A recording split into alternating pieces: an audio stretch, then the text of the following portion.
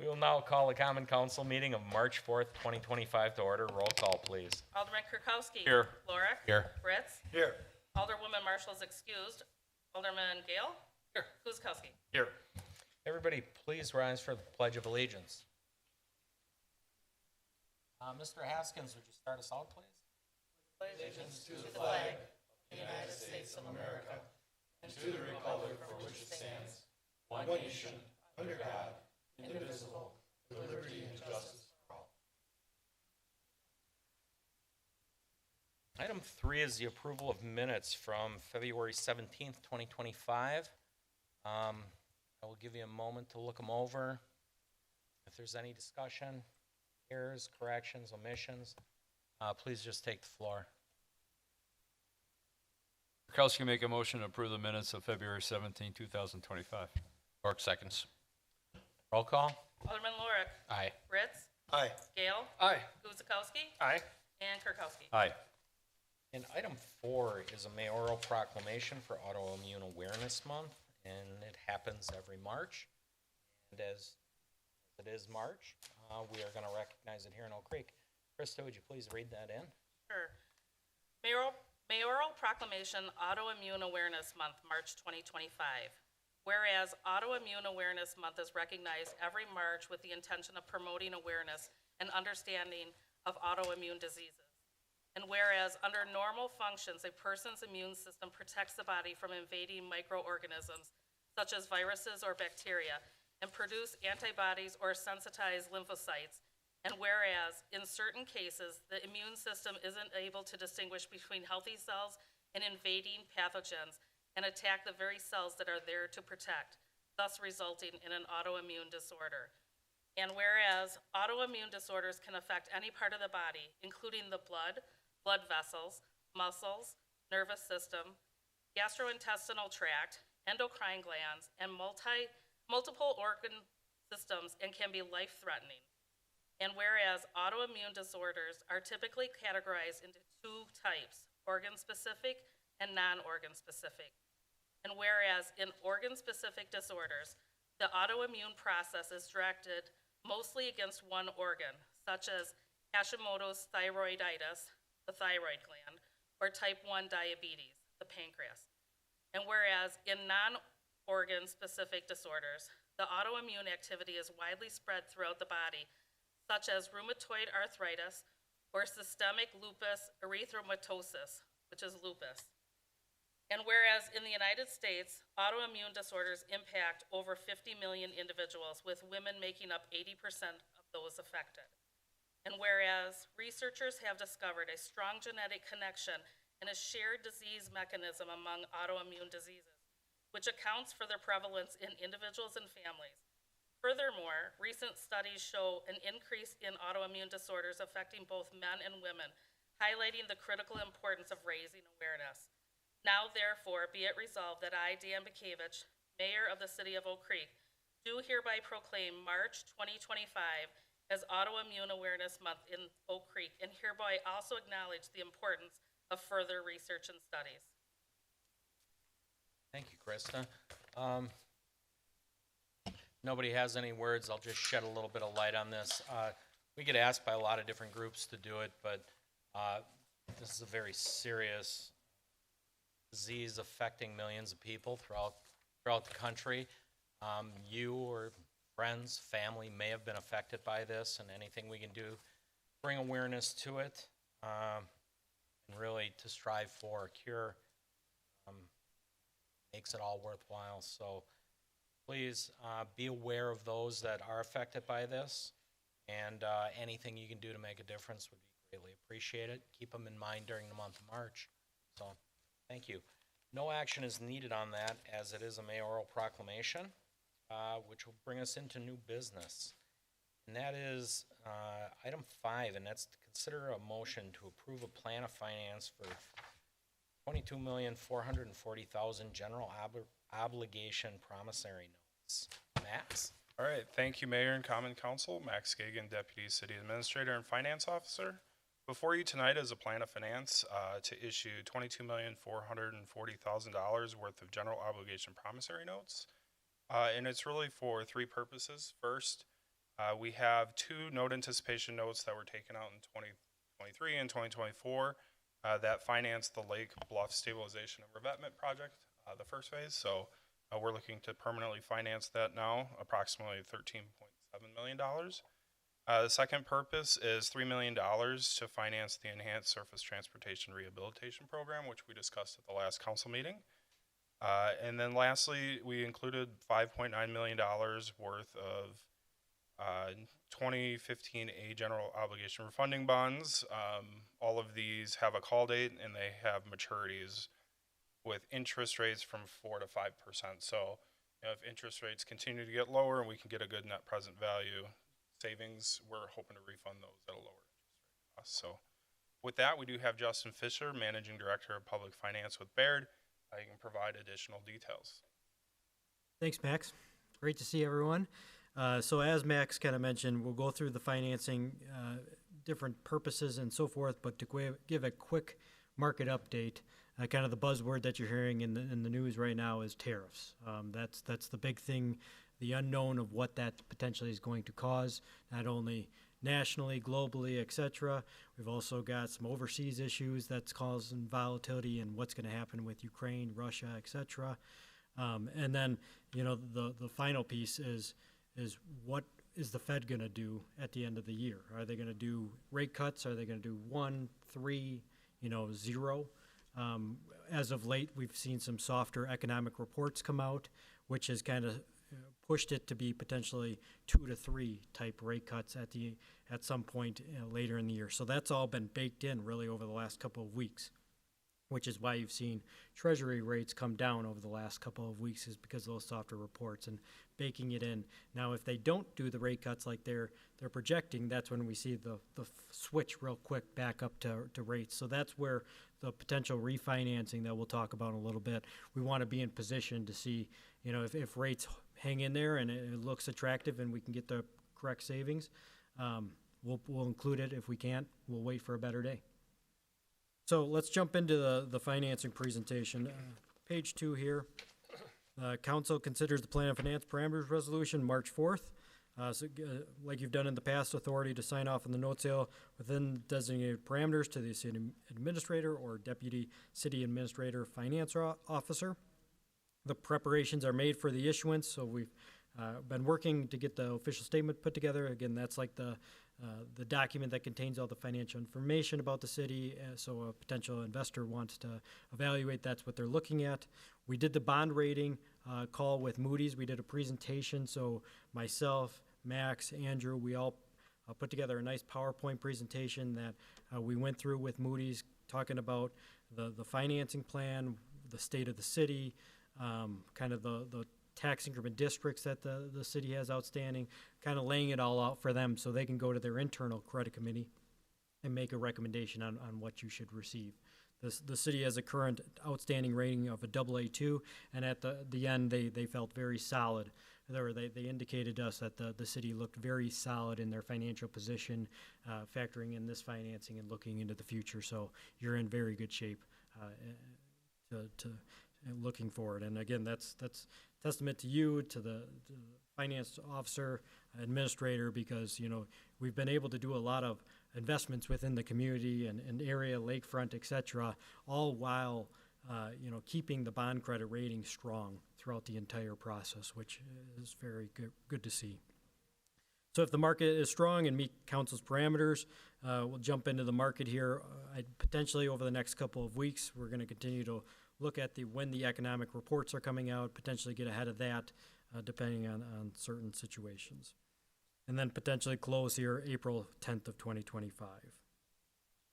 The estimated size, $22,440,000. General obligation promissory notes containing the 3 different purposes that Max went through. $3 million for the surface transportation program, the refinancing of the 2 NANs, and then potentially refinancing the 2015 bonds with interest rates in the 4 to 5% range. If we can get lower, ideally around that, like if we can get just above 3%, it probably will make sense. And again, that's a lot because the short end of the yield curve, with what the Fed has done over the last year with those rate cuts, have pushed short-term rates down to a point where tax exempt municipal bonds are back to being pretty low cost on the shorter end. So you might not see it in the mortgage rates and other things, but from municipal bond rates, they've actually come down pretty substantially, which is a good sign. So this will mature April 1, 2026 to 2038. First interest April 1, 2026. Callable April 1, 2033 or any date thereafter. So on that particular day, we can again look at refinancing or paying down this debt. And the estimated interest rate, 4% to be conservative in planning. We should, if we were in the market tomorrow, we'd probably be better than that. But again, it's going to be, it continues to move up and down. Max parameter 4.5. So then page 3, this is something that, you know, there's a lot of numbers on this page, but this is something that myself, Max, and Andrew really run a variety of different models. We look at different things. You've seen this type of analysis from me in the past. Ultimately, if you look at it on the left side of the page, that's the revenues of tax increment district number 13, the projected revenues, the projected donations from the other tax increment districts, ultimately getting to a total tax increment revenue plus donation potential amounts.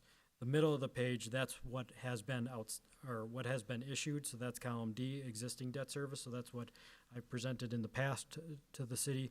The middle, that 13.7, that's refinancing the two notes into longer term financing.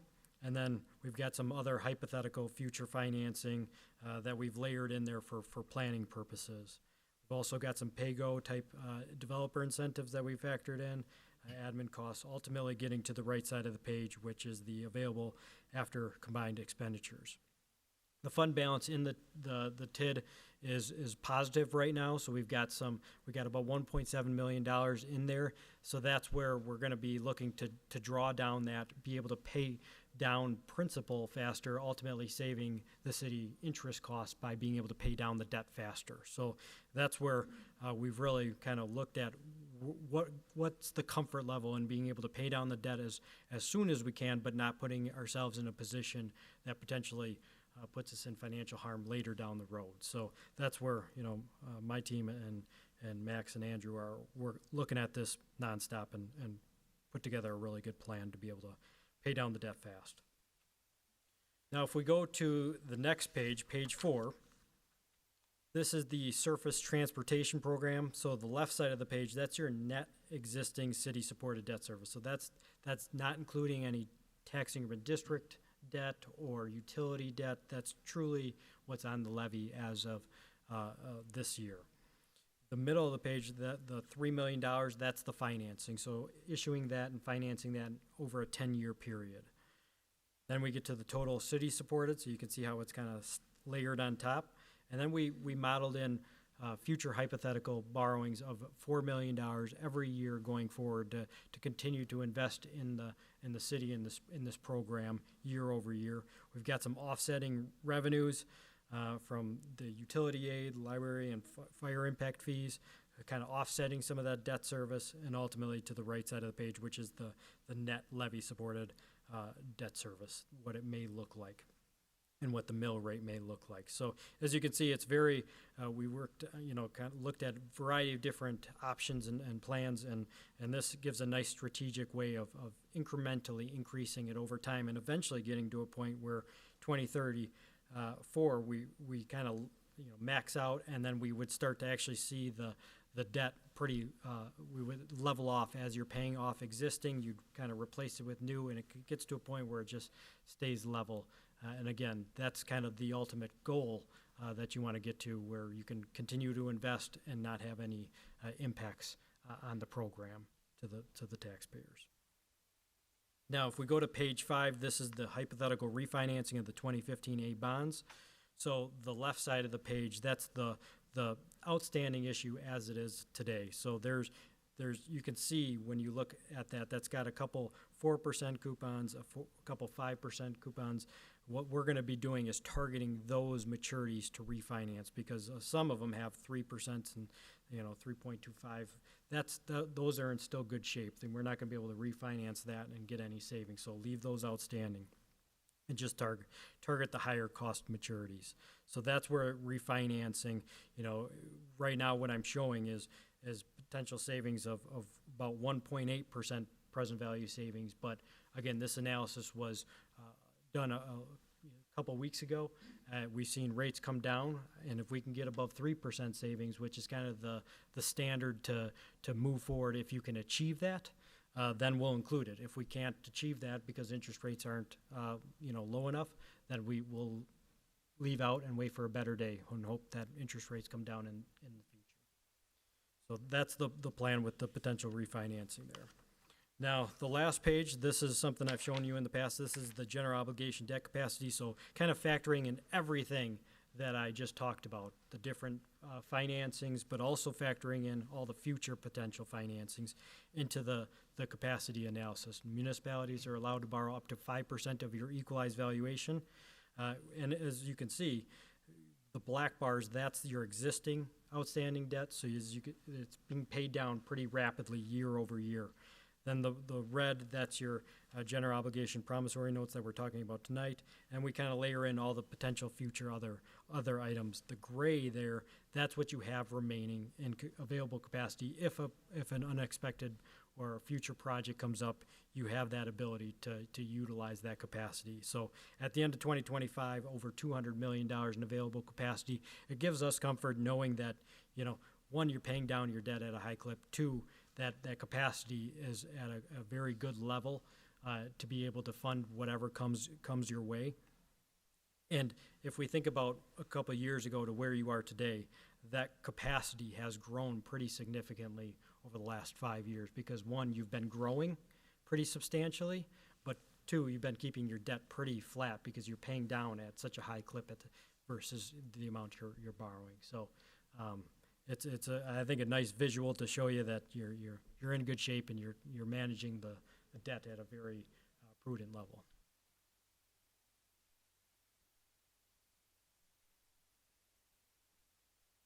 Any questions? I have a quick one. Yeah. On page 3, you mentioned a positive $1.7 million balance. Did I understand that correctly? And if so, how do you drive that?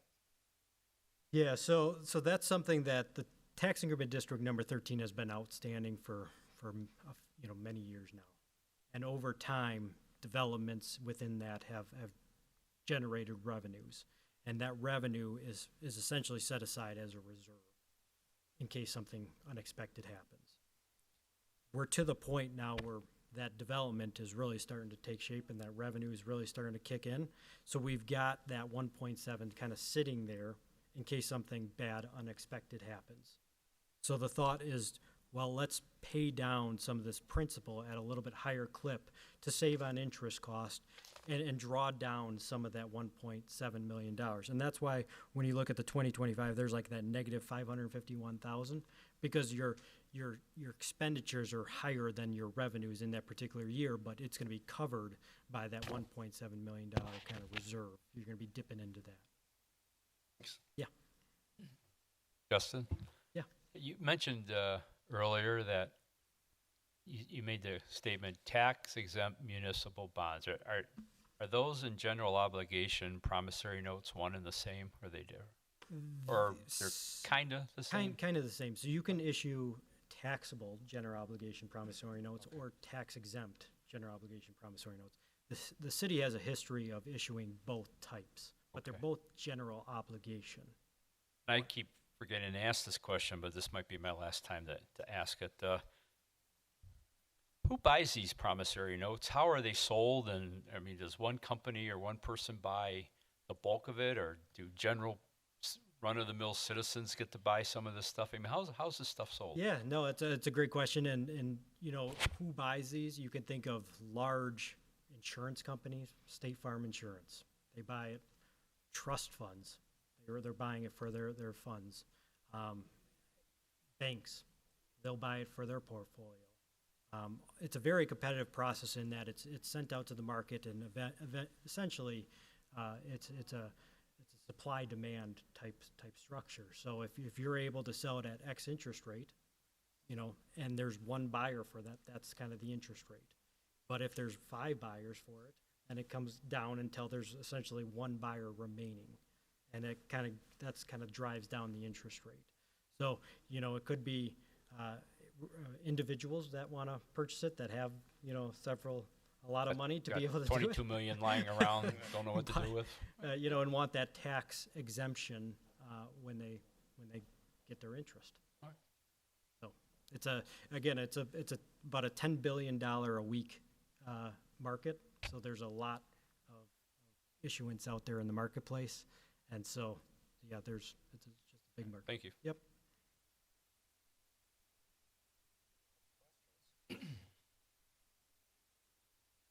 Seeing no more questions or discussion, motion. I'll move to approve the plan of finance for $22,440,000 general obligation promissory notes.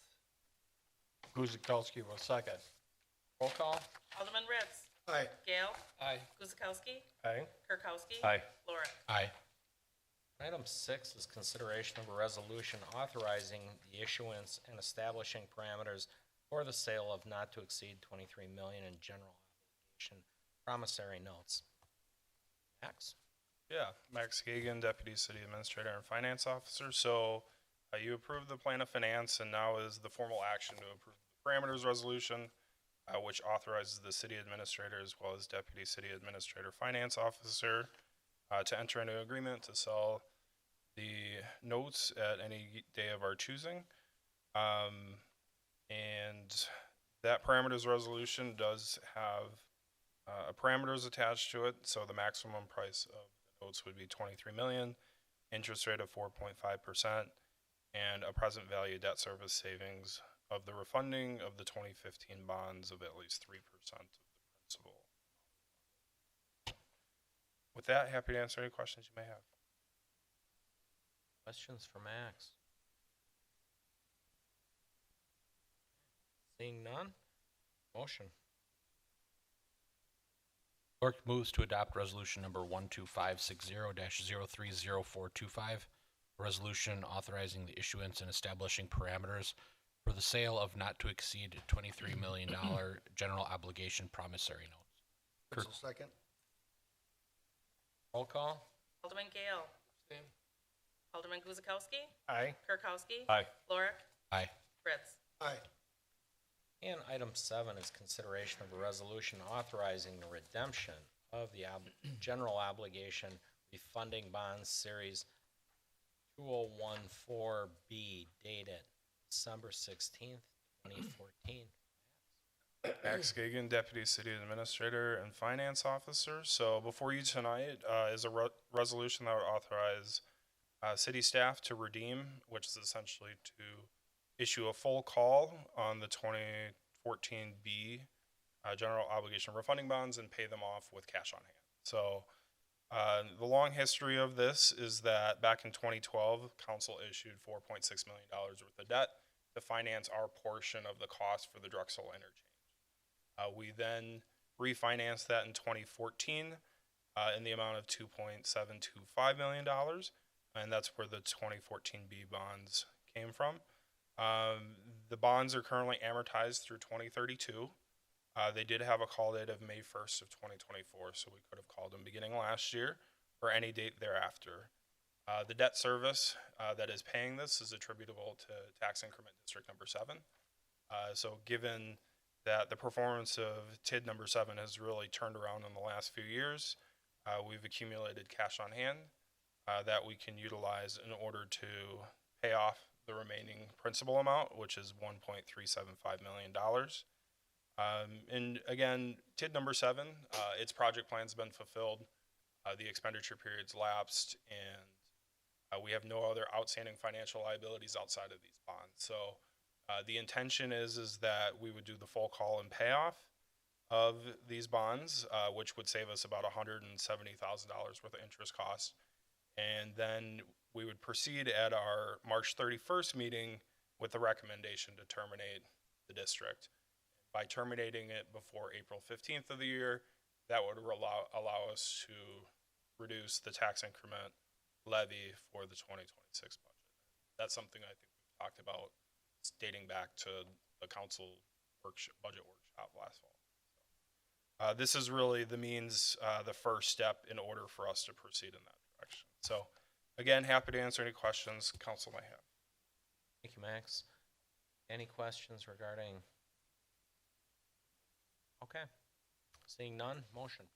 Fritz moves to adopt resolution number 12561-030425, a resolution authorizing the redemption of the general obligation refunding bonds, Series 2014B, dated December 16th, 2014. York seconds. Roll call.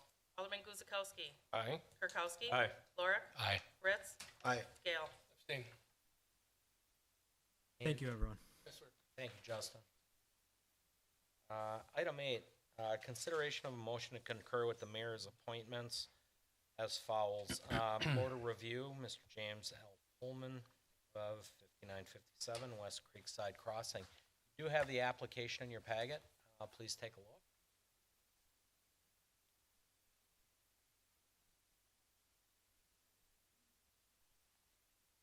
If there are any questions, I may be able to assist. I did speak with Jim. He goes by Jim.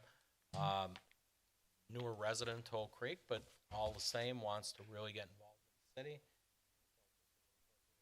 Place to begin for a man of his experience. So I want to thank him in advance for his time and his volunteerism to step up and serve the city. No further questions. Motion. Gale move to concur with the mayor's appointment as listed. Guzekowski, second. Roll call. Alderman Kirkowski. Aye. Lorik. Aye. Ritz. Aye. Gale. Aye. Guzekowski. Aye.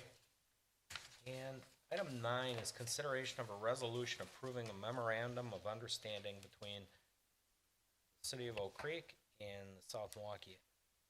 Oak Creek and South Milwaukee. To arrange for coverage of the, yes, we'll just call it the DATCP. You can put that acronym any way you want, for required services as needed. Andrew? Yeah, I'm stepping in for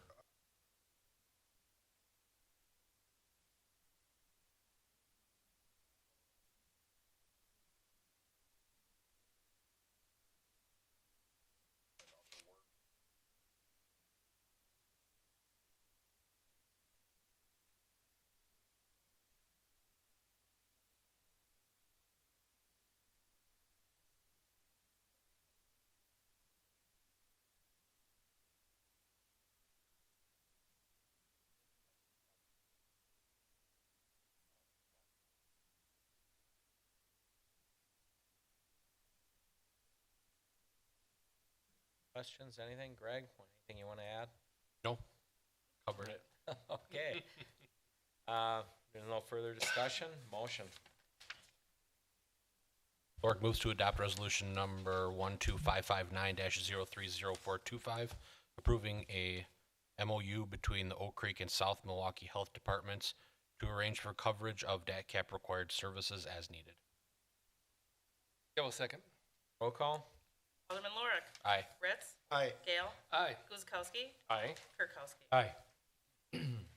And item 10 is consideration of a resolution approving a certified survey map for the division of property at 7655 South 6th Street. Christie? Thank you, Mr. Mayor. This item is a certified survey map to divide the existing red wall screen printing property on 6th Street. It's about a 10.6 acre parcel today, of which the northern half is has a very heavily wooded area, and they would like to split the parcel almost in half, with the southern lot being 5.2 acres and the northern lot being 4.4 acres, and they would like to construct a 60,000 square foot warehouse building on the north end. This item was reviewed by the Plan Commission last week at February 25th meeting. The most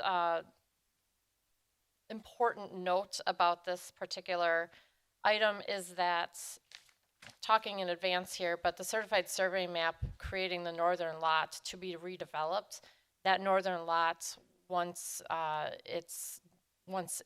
it is developed, would not be able to meet the tree preservation ordinance in the zoning code, substantially would not be able to. They will have to remove, they've counted 174 trees. The city zoning code requires a 3-for-1 replacement for trees of that size, and that would require them to plant 528 replacement trees on the parcel, as the code reads today. It's not feasible at all. So one of the conditions that the Plan Commission requested and that staff is supporting is that a development agreement, and this has been in discussions with our city attorney as well, a development agreement be proposed to the Common Council to consider some sort of in lieu payments. Not quite sure, to be determined, but we anticipate a development agreement would come before the Common Council probably on the March 31st meeting. That's that meeting that's on that Monday night. So that would be something that the Common Council could consider. Of course, the CSM would not be recorded until and if that is approved by the Common Council. These site plan, architectural plans will go before the Plan Commission next week for the warehouse industrial building. And a condition to that is also that the development agreement be approved by the Common Council. So that's just it's an odd situation where you have a very heavily wooded site. They're asking for approval to split the lot to do future development. It can't meet the tree preservation ordinance at all. And so this is the first situation where an offer in lieu of would be presented to the Common Council to consider. Thank you, Christie. We'll open it up to the council. Steve?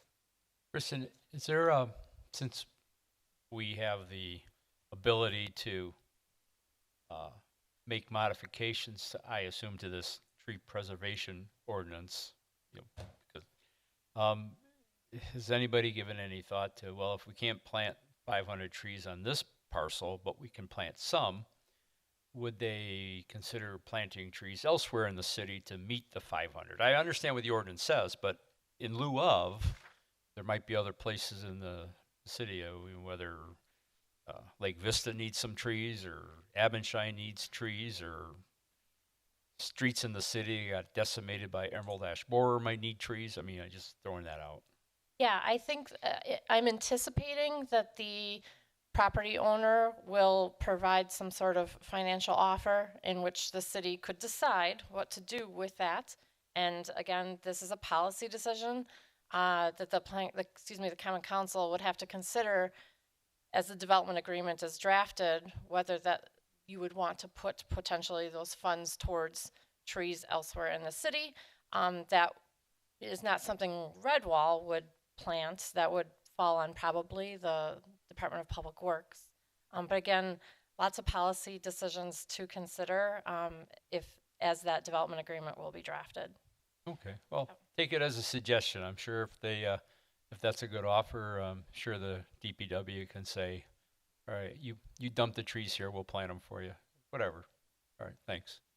Sorry, and just to piggyback on your question was, can we make an ordinance amendment? I think that the decision as it is made on March 31st will set some sort of precedence on how does the city want to handle similar situations that can't meet the tree preservation ordinance.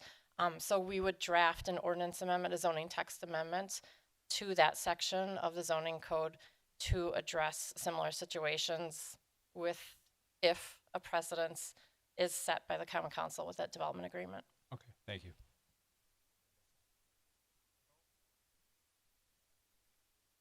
Just for Steve's sake, Steve, on the backside of the council report, you'll see in the last full paragraph, there's actually a little citation to the fact that that portion of the development agreement is yet to be negotiated, kind of the replacement. Okay, yeah, I was throwing that out. Yeah, there is outs built into the code that we adopted for this very purpose. So it's, but we have to, I guess, decide as a council what our philosophy is going to be over how you want to hold the developer to it. So I guess we'll trust the planning commission will have the first look at that, and our staff will be negotiating that. Okay, and that'll come to us then for final ratification. No, and just to kind of add on, Steve, just kind of give you some background. You know, we put the ordinance in place, and on paper, it all looks great, and in practicality, there's just some places it's never gonna work, and this is one instance. And as you said, there's a lot of different options. Forestry Department can utilize it, possibly somewhere else. We have to look at what the demand on staff is, what the availability in the city is, and it sounds funny, but our canopy is very healthy. We are a tree city. We're limited where we can go with 500 trees and how we can manage 500 trees going forward. So all this is being debated and hashed out throughout staff before it finally comes up. So this has really been the first one that's really been limiting. The rest of them have kind of figured it out, but this is an incredible amount of trees in a small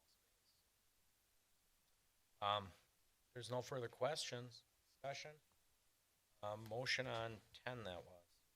Kirkowski will make a motion to adopt resolution number 12563-030425, a resolution approving a certified survey map for the division of the property at 7655 South Sixth Street. York seconds. Roll call. Alderman Ritz. Aye. Gale. Aye. Guzekowski. Aye. Kirkowski. Aye. Lorik. Aye.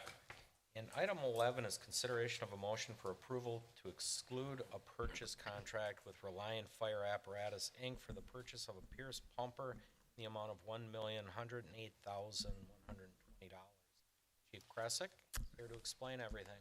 Good evening, Mayor and Council. Mike Kresick, Fire Chief. Tonight requesting your approval to enter into a purchase agreement with Reliant Fire Apparatus for what will be at time of manufacture a 2029 Pierce pumper in the amount of $1,108,120. This project was previously discussed and included as part of a CIP item in the 2025 budget. This apparatus, when delivered, will replace a 2006 model year Pierce pumper. Back in 2023, we approached the council requesting an engine replacement. At that time, our committee, our engine committee, internal to the department, went through specifications and spec'd out an apparatus based on the Enforcer chassis, Cummins X15 motor, top mount pump. The committee again met after the approval of the 2025 budget, and their decision unanimously was to replicate that apparatus with this purchase. So the specifications have changed very little from that 2023, except those that are required by NFPA standard, recent standard changes, and law. So the recommendation moving forward is to replicate that Pierce Enforcer chassis 2023 purchase, moving ahead with this particular purchase. We anticipate with an order placed very shortly that it will be a 48 to 52 month delivery window. Be happy to answer any questions. In your packet, I included the modified presentation from our 2023 purchase, which outlines some of the specs on that apparatus and outlined a little bit of the changes we can expect, the minor changes we can expect with the new purchase. Questions for Chief Kresick? I have a quick question. Yes. In the staff report, and in the motion, it's for $1.1 million basically. In the proposal maybe from Reliant, they have the prepayment option. Is that something that the city can utilize? I'll defer to our finance department. We did discuss that previously with that option. Our previous two apparatus purchases through Reliant, we did not utilize the prepay, and initial indications that we would not utilize that prepay for this purchase. I would defer to finance for more details. Yeah, so Max Gagan, Deputy City Administrative Finance Officer. So we did look at the prepayment option, and the math still doesn't really work out. So in this instance, we would have to, our intention is we would be issuing a piece of debt in order to pay for this. So, you know, if we're to issue debt, now make this payment, we would be incurring 4 years of interest costs, so interest rate of 3.5%, 4%, before we even receive the apparatus. And then, as well as just given where today's interest rate environment is, you know, we're still getting well over 4.25% on our cash. So we did take a look at it, and it just makes more financial sense to wait and make the payment upon delivery. Thanks. question? Yeah, thanks, Mayor. Michael, given that delivery window, I'm not sure if you foresee or what NFPA looks at in that kind of time frame. What happens if there's something comes up that the protocols changed? When is the actually expected build time of this thing? Is would it incorporate a required change, or how would you deal with that? So you're typically looking at a 5-year window on NFPA standards, with the next go-around probably 2029, which this rig would most likely be built, if you're talking 48 months from now, probably assembly line February, March, or April of 2029. So we may or may not fall under those. As you can see, most of the requirements that go through the standard process are related to safety. There's quite a few related to vehicle lighting and braking. So there is a chance that that would occur, and I'm not sure that we have a way to shift that window to avoid what may come, but kind of work with these standards we have in front of us. I mean, I imagine that really hasn't been dealt with before, so. Sorry if somebody tries to mandate to retrofit a vehicle or something, or retrofit your design? I think we are in a brand-new era for apparatus build-outs now when you look at those lead times. Back in '23, our lead time was 36 to 40 months on that piece of apparatus. At that point, the discussion was they were looking to up manufacturing capacity. They didn't know if it would get better, but they didn't think it would particularly get worse. Where we are now, 3 years later, is they've added a year onto it for those times. So what you're seeing is industry standards are still moving at the same speed they moved at in the past, but the delivery times are going longer. So you may cover 1 or 2 standards for a purchase life cycle. So, new ground for all of us. That's all I have, Danny. Okay, seeing no more discussion, motion? Yeah, move for approval to execute a purchase contract with Reliant Fire Apparatus, Inc. for the purchase of a Pierce pumper in the amount of $1,108,120. Guzekowski will second. Roll call? Alderman Gale. Aye. Guzekowski. Aye. Kirkowski. Aye. Lorik. Aye. Ritz. Aye. Item 12 is consideration of a resolution approving the intergovernmental cooperation agreement for the repair and maintenance of fire rescue and emergency medical equipment and materials. Chief Kresick? Good evening, Mayor and Council. Mike Kresick, Fire Chief, tonight requesting your approval of a resolution that approves an intergovernmental cooperation agreement with the City of Milwaukee and Milwaukee Fire Department for maintenance, for repair and maintenance services. And Alderman Gale is kind of thinking, as with that last discussion, the reliance on maintaining our apparatus fleet a little bit longer now because of those longer turnaround times for apparatus. This is another tool in the toolbox for us to do that. We have preferred providers for our repair and maintenance of department equipment and apparatus. Vehicle maintenance typically starts at our Department of Public Works. Whereas the problem is triaged, it may be fixed in-house, or it could be moved on to an outside vendor, depending on the work capacity of the Department of Public Works, or their ability or its skill in fixing a particular issue. Same goes with department equipment such as cots on our ambulances. We typically need to have a certified service rep work on that equipment. What this agreement will do is, over the course of the last several years, collaboration in the county of Milwaukee between the fire departments has grown substantially. And this formalizes some of the services available to us from the Milwaukee Fire Department shop and the specialties they can perform. So what this does, it gives us the ability to add another vendor to our list. So if there is a maintenance or repair issue that exceeds the capability of in-house or Department of Public Works staff, it gives us another opportunity to select a vendor that can provide the best pricing, the quickest turnaround, and the best service to the department for the repair and maintenance of equipment. Be happy to answer any questions about this. Any questions? Good service.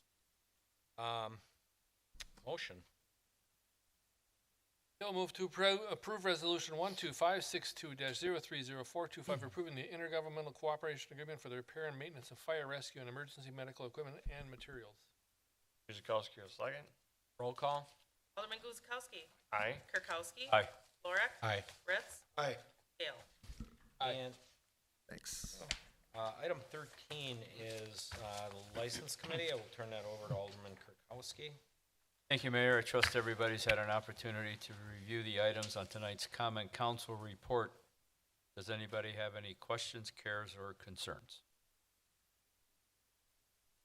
All right, seeing none, Kirkowski will make a motion to approve the various license requests as listed on the March 4th, 2025 License Committee report.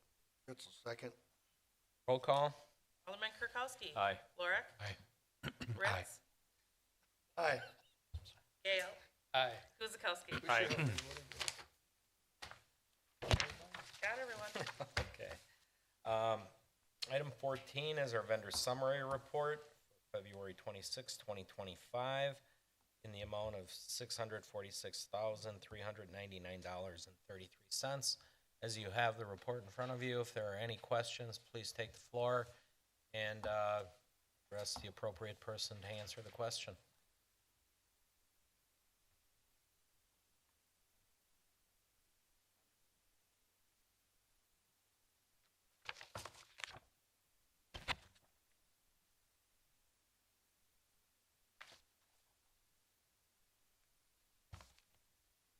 There are no questions, discussions, discrepancies, motion. Bill move to approve the February 26, 2025 vendor summary report in the amount of $646,399.33.